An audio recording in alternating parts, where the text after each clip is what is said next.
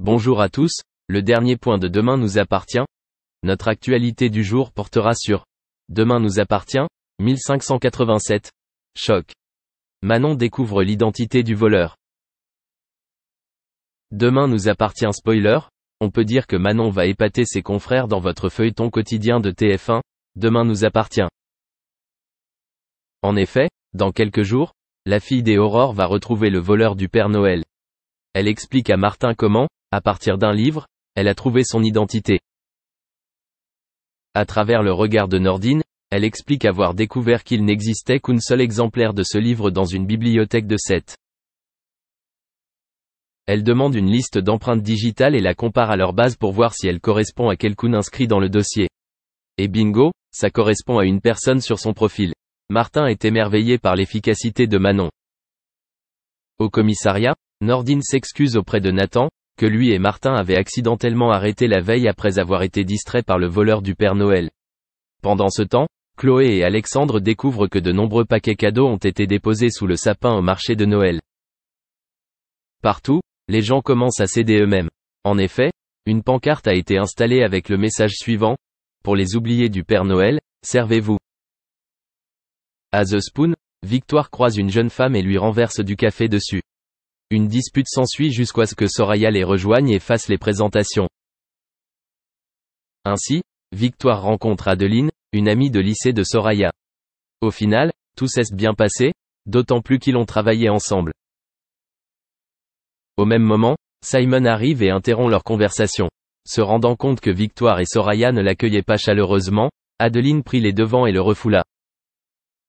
Merci d'avoir regardé et à la prochaine vidéo. N'oubliez pas de vous abonner à notre chaîne. En attendant, dites-nous ce que vous en pensez dans la section commentaires ci-dessous. Au revoir.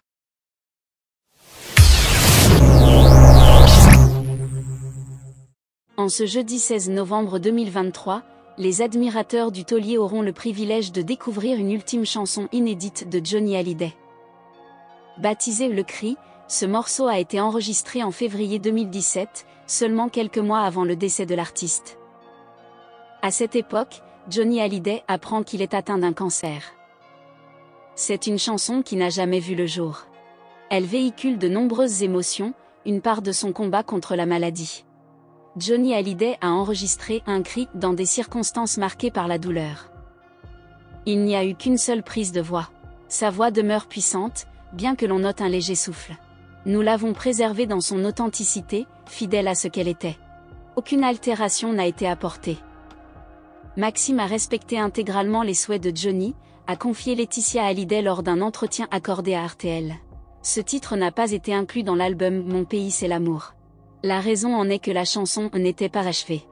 Nous estimions que cette composition n'atteignait pas le même niveau artistique que les autres et nécessitait quelques ajustements. Par conséquent, elle a été reléguée dans un tiroir pendant 6 ans, révèle la mère de 2 enfants. Elle évoque sa musique, le rock'n'roll, ainsi que ses démons, ajoute-t-elle. Laetitia Hallyday partage que cette chanson s'apparente quasiment à un testament.